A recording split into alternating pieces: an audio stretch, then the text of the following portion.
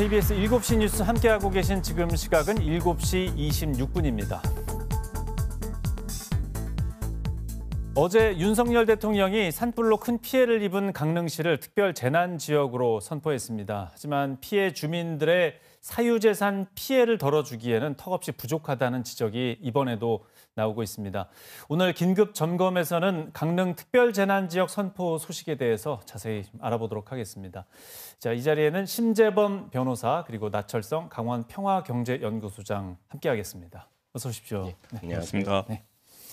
자, 먼저 변호사님이 이번 강릉 산불에 대해서 현장 상황을 가장 잘 아실 것 같습니다. 현장이 어떠신지 먼저 좀 전해주시죠.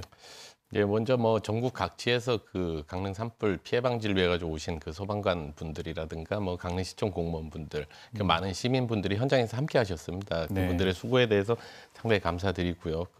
저희 사무실이 이제 그 산불 발화 지점하고 직선거리로 한 200m 정도밖에 안 떨어져 있습니다. 네. 그런데 당시에 이제 한 3시 까지도 강풍이 워낙 세게 부는 상황이라서 사실 당일 진화가 가능할까라고 상당히 현장에서는 의문이 있었습니다. 그런데 마침 기적처럼 한여름에 소나기 퍼붓듯이 한 10분 정도 비가 퍼붓습니다. 그 한 1, 20분으로 사실상 상황이 종료가 그렇게 된 상황이었습니다. 오늘 오전에도 이제 현장을 한번 가봤는데 지금 이제 그 뉴스에 이제 우크라이나 시가지 이제 전쟁 폐허로 변한 이제 시가지가 있지 않습니까? 네. 딱 그 광경이었습니다. 상당히 참혹한 광경이었고요. 그리고 경포 호수에서 마주보고 있던 그 경포대 주변, 바닷가 인근까지 다 그 나무든 풀이든 다 검게 그슬리고 건물들은 다 녹아내린 그런 형태였습니다. 근데 지금 피해 조사가 이루어지고 건물 잔해 정리도 해야 되고 그런 상황을 봤을 때 복구까지는 아직도 상당히 요원한 길로 보여집니다. 예. 지금 이번 산불도 그렇지만 그 영동 지역의 바람을 느껴보신 분들은 이번 산불이 그나마 비 때문에 더 커지지 않았다는 걸 다행으로 아마 느끼실 것 같습니다. 이번에 강릉시가 특별 재난 지역으로 선포가 됐는데 그러면 구체적으로 어떤 지원들이 진행이 되는 겁니까? 네, 재난에 관련된 그 안전법에 의거가지고 특별 재난 구역으로 지금 강릉이 선정이 좀 됐습니다. 네. 이 특별 재난 구역이 선정이 된다고 할 경우에는 커다랗게 두 가지 지원을 받게 되는데요. 하나는 지자체에서 관리하고 있는 시설에 대해서 전체 복구비의 80%까지 지원을 받을 수 있도록 돼 있기 때문에 특히 교량이랄지 아니면은 관공서랄지 이러한 부분들이 소실이 됐을 경우에는 이 특별재난구역으로 설정이 되지 않으면 전액 지자체에서 부담을 해야 되거든요. 그렇기 때문에 지자체 같은 경우에는 특별재난구역으로 설정이 되냐 안 되냐에 따라서 상당한 차이가 있기 때문에 많은 노력을 좀 실질적으로 기울이는 것들이 사실입니다. 그리고 또 하나는 이 이재민들하고 피해 가구 같은 경우에는 직간접적 지원을 하게 되는데요. 전체 항목을 보면 한 18가지 항목으로 지원이 되고 있는데 직접적 지원 같은 경우에는 사망이랄지 아니면 장애랄지 주택 파손해 같은 경우에는 직접적 지원을 하도록 되어 있는데 이 사망 사고 같은 경우에는 전체 한 2천만 원 정도 지원을 할 수 있도록 되어 있고 또 주택 같은 경우는 완파가 됐을 때는 최고 3,600만 원 반파가 됐을 경우에는 1,800만 원까지 지원을 할 수 있도록 좀 되어 있습니다. 그 외에도 간접 지원 같은 경우에는 한 15가지 항목이 되는데요. 대표적으로 보자고 한다면 국세랄지 지방세랄지 그리고 또 의료보험이랄지 이러한 부분들에 있어서 유예를 한다거나 감면을 하는 이러한 조치들에게 실제 이재민과 피해 가구에게 돌아가는 걸로 지금 법령에는 나와 있습니다. 예. 여러 가지 지원이 있지만 현실적으로 봤을 때는 그 이재민들이 일상으로 돌아가기에는 좀 많이 부족하다고 보여집니다. 그 관련해서 이제 계속 논란이 되었었는데 이 특별 재난 지역 제도와 관련해서 한계나 문제점은 어떤 것들이 가장 크다고 보십니까? 저희가 2019년에 고성에 아주 큰 산불이 나지 않았습니까? 네. 그 산불에 대한 피해민들이 지금 4년 지났지만 지금까지 그 쟁송에 지금 하게 되면서 피해 전액을 받지 못하는 게 저는 현재 특별재난구역과 관련된 이 정비법의 한계라고 보고 있는데요. 아무튼 이게 그 구역으로 설정이 된다고 하더라도 앞서 말씀드렸지만은 최고로 받을 수 있는 주택의 완파가 됐을 경우에 전소가 됐을 경우에 3,600만 원 정도 있거든요. 근데 이번에 경포 같은 경우에는 펜션이랄지 이 관광수소 같은 경우에 불이 나지 않았습니까?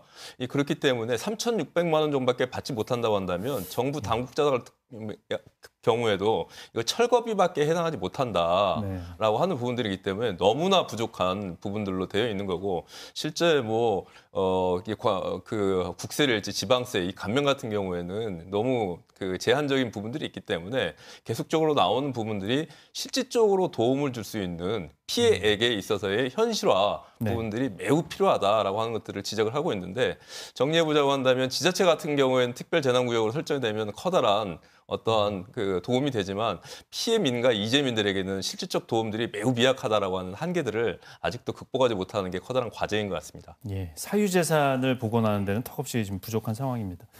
변호사님께서 이런 상황들을 좀 많이 사례를 보셨기 때문에 예. 어떻게 보셨습니까? 그러니까 특별재난 지역이 이제 그 지정이 된다 하더라도 사실 직접 지원 방식이 있고 간접 지원 방식이 있는데 공공 부분에 있어 가지고는 직접 지원 방식입니다. 뭐 피해액이 뭐 얼마다 그러면 그거의 몇 배에 이르는 복구비가 국고로 지원이 됩니다. 따라서 지자체는 이 재난 지역으로 이제 선포되기를 상당히 갈구하는 입장입니다. 네. 그렇지만 보도되는 것처럼 뭐 수백억, 수천억이 지원된다고 하더라도 지금 말씀하셨던 것처럼 사실상 그 이재민들에게 피해 주민들에게 직접 지원되는 부분은 상당히 미약합니다. 미약하고 대부분이 간접 지원 방식입니다. 따라서 이 공공 부분에 지출이 되어지는 그 구호금만큼이나 이 이재민들에 대한 직접 지원도 좀 늘려야 되지 않는가 그런 생각도 들고요. 그리고 책임 원인자 규명에 있어서도 좀 정부가 적극적으로 나서는 것이 어떤가 싶습니다.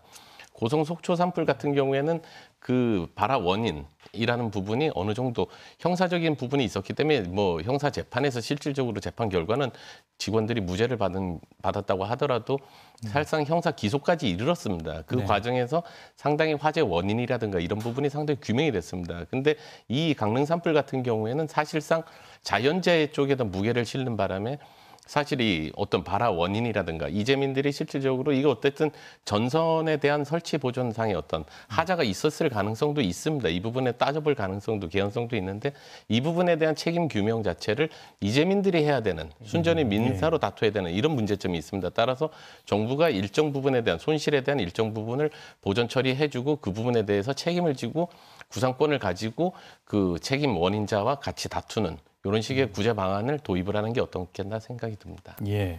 지금 고성 산불 피해자들이 좀 안타까운 상황이죠. 몇 년 동안.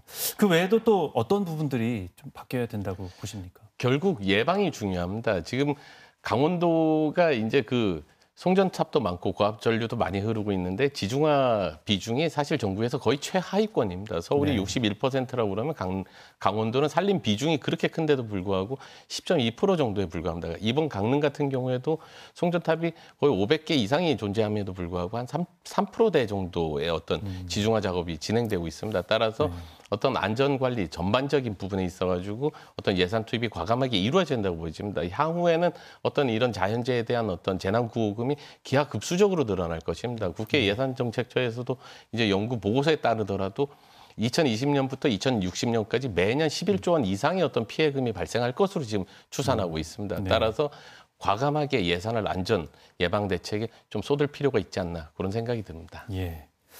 이게 그 가까운 일본 사례만 봐도 어떻게 할까 상당히 좀 궁금할 수 있습니다. 일본 뭐 지진, 쓰나미 여러 가지 피해가 있었는데 그쪽은 좀 어떻습니까? 사례를 좀 봐야 될 것 같네요. 저희 내용을 유심히 좀 살펴봤는데 우리나라 재해 관련된 법이 일본에서 아무래도 많은 사례를 가져와서 그런지 거의 유사한 게 좀 나타나고 있는 걸로 확인이 됐습니다.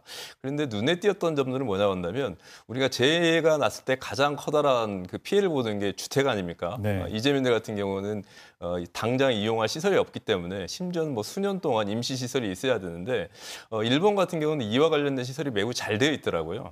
초기에 이러한 것들이 발생하게 될 경우에는 매뉴얼에 따라서 응급주택에서 머물게 되고 또 임시주택에서 거주할 수 있도록 되어 있는데 우리나라 같은 경우는 이용할 수 있는 게 최장 6개월 정도 돼가지고 다시 재계약을 해야 되는 상황들인데 일본 같은 경우에는 5년에서 10년 동안 이용할 수 있도록 이렇게 되어 있으면서 많은 제도들이 정비되어 있는 부분들 같은 경우는 저희가 그 부분 같은 경우는 참고할 만하다 이렇게 좀 말씀드릴 수 있겠습니다. 네, 화재는 계속 발생하고 있는데 개선해야 될 부분들이 많이 해결이 안 되고 있습니다.